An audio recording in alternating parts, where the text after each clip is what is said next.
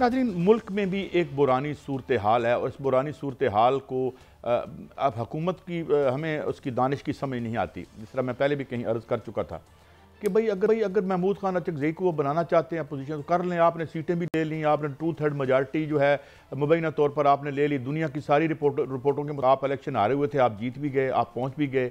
2/3 majority 26वीं 27वीं 28वीं भी ले आए। तो इसमें क्या हर्ज है अगर महमूद अचकज़ई साहब बन जाते हैं तो एक माड़ा जब नोटिफिकेशन उनका भी करवा दें।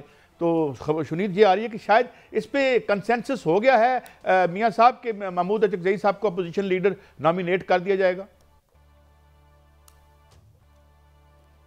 नहीं काजी साहब, इस पर कोई इतफाक नहीं हुआ और मेरी इतला के मुताबिक महमूद खान अचकज़ई साहब जो हैं उनको अपोजिशन लीडर नहीं बनाया जा रहा और इस हवाले से बहुत ज़्यादा जो है वो गुस्सा पाया जाता है और उनसे नाराज़गी पाई जाती है, क्योंकि अब जो पार्लियामेंट के अंदर या बाहर उनकी तकारीर हैं वो इस काबिल करार नहीं दी जा रही कि उनको अपोजिशन लीडर बनाया जाए। वो तहफ़्ज़े आईन पाकिस्तान के जो है वो सरबराह ज़रूर हैं और उनसे मुज़ाकरात जो हैं वो जो हुकूमत कह रही है और आज के एक वज़ीर साहब के ज़रिए पैगाम भी गया है, वो अपोजिशन के साथ मुज़ाकरात हैं। चूँकि अपोजिशन जो है इकट्ठी है, इसलिए अपोजिशन के साथ मुज़ाकरात के हवाले से बातचीत चल रही है कि मुज़ाकरात जो है वो हो सकते हैं। और वो स्पीकर कौमी असम्बली जो है सरदार अयाज सादिक, उनके ऑफिस में जो है वो उनके साथ रब्ता होगा और उन्होंने कहा है कि मेरे साथ रब्ता करें। जो मुज़ाकरात की बात या अपोजिशन लीडर की बात है वो महमूद खान अचकज़ई नहीं हो रहे और जो मुज़ाकरात हैं पीटीआई के साथ वो भी नहीं हो रहे, क्योंकि पीटीआई मुज़ाकरात करना नहीं चाह रही।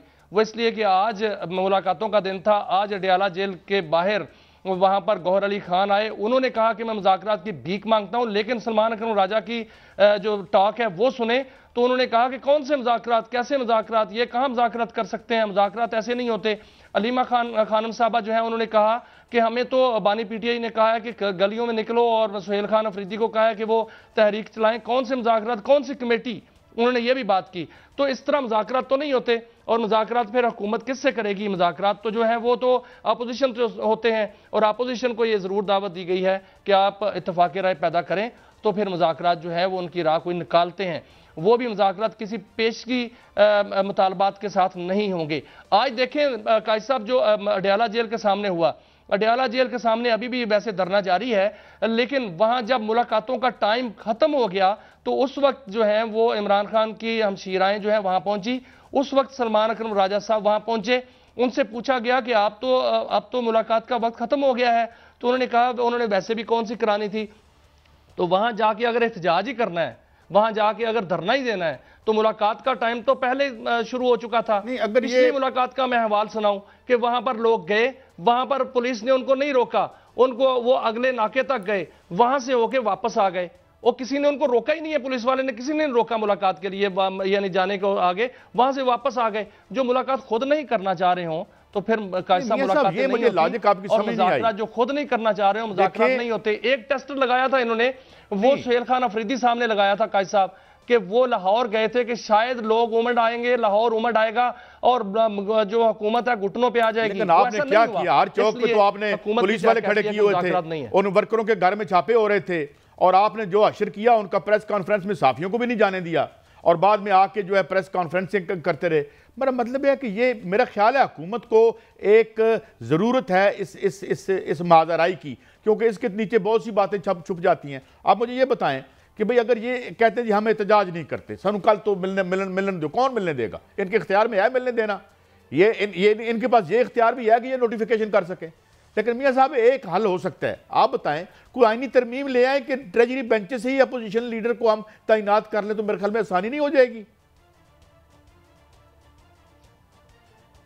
देखिए काजी साहब, आईनी तरमीम तो आनी है और वो 28वीं आईनी तरमीम आनी है, लेकिन वो जो अपोजिशन लीडर है उसके हवाले से नहीं आनी।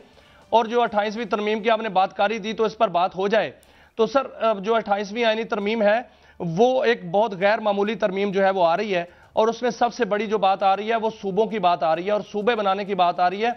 जो पंजाब के 3 सूबे, सिंध के 2 सूबे, केपीके के 2 सूबे और बलोचिस्तान के 2 सूबे, ये उसमें होगा और ये मुकम्मल तौर पर जल्दी हो यार, हम तो ये कहते हैं ये तो बड़ी अच्छी बात है। लेकिन जहां तक बात हम ये तो जल्दी होना चाहिए। जी बिल्कुल, ये अच्छी बात होने वाली है। अच्छा, लेकिन आप मतलब मुझे लगता है इस पे जी सब ये सूबे बनने हैं, लेकिन हुकूमत रजिस्ट करेगी। पंजाब के अगर 2 सूबे बनते हैं तो हुकूमत रजिस्ट करेगी मेरे ख्याल में। देखें कैसे कैसे ये अनफोल्ड करता है। मगर सवाल ये है मियाँ साहब के यार कुछ ब्रीदिंग स्पेस दे दें। मगर मुझे ये बड़े मासूम लगते हैं बेचारे। मुझे तो हुकूमत जो है वो ये बना भी सकते हैं या नहीं बना सकते, आई डोंट नो। चलें, आज बड़ी अच्छी बात की उन्होंने, PM साहब इब्राहिम यार खान चले गए और वहाँ पर उन्होंने जो एक तनाज़ा है उसका खात्मा हमारे लिए बड़ा ज़रूरी है, क्योंकि हमारी बड़ी सेंसिटिविटीज़ हैं वहाँ पर। मगर उस हद तक तो ठीक है, मगर ये मकामी हद तक मेरे ख्याल में मियाँ साहब ये इधर से इनके बस में तो शायद ना ही हो।